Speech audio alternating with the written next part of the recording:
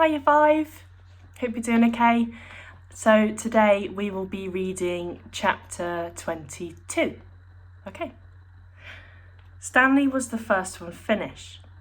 He spat in his hole, then showered and changed into his cleanest set of clothes. It had been 3 days since the laundry was done, so even his clean set was dirty and smelly. Tomorrow these would become his work clothes and his other set would be washed. He could think of no reason why Zero would dig his hole for him. Zero didn't even get any sunflower seeds. I guess he likes to dig holes, Armpit had said. He's a mole, Zigzag had said. I think he eats dirt. Moles don't eat dirt, X-Ray pointed out. Worms eat dirt. Hey, Zero? Squid had asked. Are you a mole or a worm? Zero had said nothing. Stanley never even thanked him, but now he had sat on his cot and waited for Zero to return from the shower room. Thanks, he said as Zero entered through the tent flap. Zero glanced at him, then went over to the crates, where he deposited his dirty clothes and towel. Why'd you help me? Stanley asked. Zero turned around. You didn't steal the sunflower seeds, he said. So? Neither did you, said Stanley. Zero stared at him. His eyes seemed to expand, and it was almost as if Zero were looking right through him. You didn't steal the sneakers, he said. Stanley said nothing. He watched Zero walk out of the tent. If anybody had X-ray vision, it was Zero. Wait, he called, then hurried out after him. Zero had stopped just outside the tent, and Stanley almost ran into him. I'll try to teach you to read, if you want, Stanley offered. I don't know if I know how to teach, but I'm not that worn out today since you dug a lot of my hole. A big smile spread across Zero's face. They returned to the tent, where they were less likely to be bothered. Stanley got his box of stationery and a pen out of his crate. They sat on the ground. Do you know the alphabet? Stanley asked. For a second, he thought he saw a flash of defiance in Zero's eyes, but then it passed. I think I know some of it, Zero said. A, B, C, D. Keep going, said Stanley. Zero's eyes looked upward. E, F, said Stanley. G, said Zero. He blew some air out of the side of his mouth. H, I, K, P. H, I, J, K, L, Stanley said. That's right, said Zero. I've heard it before. I just don't have it memorised exactly. That's all right, said Stanley. Here, I'll say the whole thing, just to kind of refresh your memory, and then you can try it. He recited the alphabet for Zero, then Zero repeated it without a single mistake. Not bad for a kid who has never seen Sesame Street. Well, I've heard it before somewhere, Zero said, trying to act like it was nothing. But his big smile gave him away. The next step was harder. Stanley had to figure out how to teach him to recognise each letter. He gave Zero a piece of paper and took a piece for himself. I guess we'll just start with A. He printed a capital A, and then Zero copied it onto his sheet of paper. The paper wasn't lined, which made it more difficult. But Zero's A wasn't bad, just a little big. Stanley told him he needed to write smaller, or else he'll run out of paper real quick. Zero printed it smaller.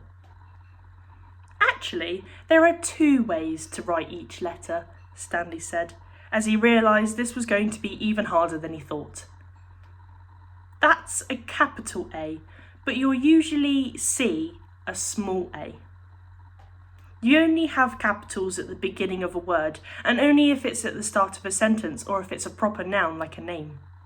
Zero nodded as if he understood, but Stanley knew he had made very little sense. He printed a lowercase a and Zero copied it. So there are 52, said Zero. Stanley didn't know what he was talking about. Instead of 26 letters, there were really 52. Stanley looked at him surprised. I guess that's right. How'd you figure that out? He asked. Zero said nothing. Did you add? Zero said nothing. Did you multiply? That's just how many there are, said Zero.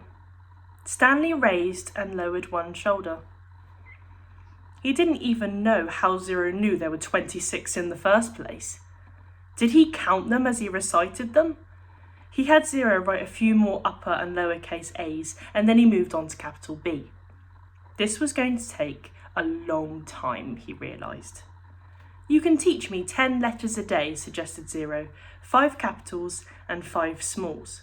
After 5 days, I'll know them all. Except on the last day, I'll have to do 12, 6 capitals and 6 smalls. Again, Stanley stared at him, amazed that he was able to figure that out. Zero must have thought he was staring for a different reason, because he said, I'll dig part of your hole every day. I can dig for about an hour, and then you can teach me for an hour. And since I'm fast a digger anyway, our holes will get done about the same time. I won't have to wait for you. Okay, Stanley agreed. As Zero was printing his B's, Stanley asked him how he figured out it would take 5 days. Did you multiply? Did you divide? That's just what it is, Zero said. It's good math, said Stanley.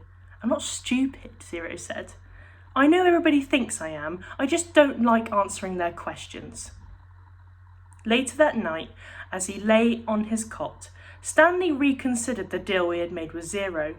Getting a break every day would be a relief, but he knew X-Ray wouldn't like it. He wondered if there may be some way Zero would agree to dig part of X-Ray's hole as well, but then again, why should he?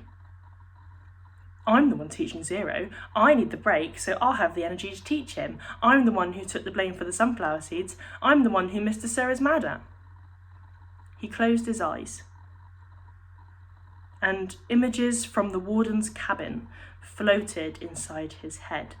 Her red fingernails, Mr. Sir writhing on the floor, her flower makeup kit. He opened his eyes. He suddenly realised where he had seen the gold tube before. He'd seen it in his mother's bathroom, and he'd seen it again in the warden's cabin. It was half of a lipstick container. KB.